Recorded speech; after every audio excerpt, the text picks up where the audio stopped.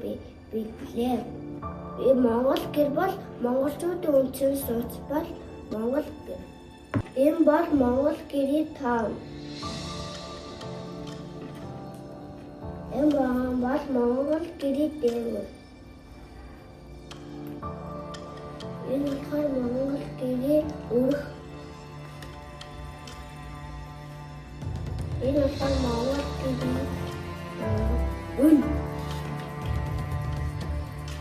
Энэ монгол гэрийн хаалга. Энэ монгол гэрийн хан. Монгол гэрийн багам.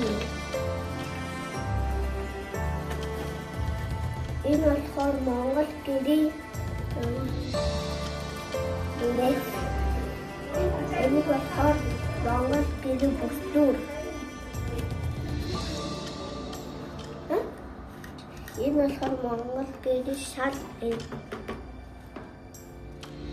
Монгол гэр халуун юуг алдгүй хүүтэн зэрүүгөө халуун улаанаа алддаггүй.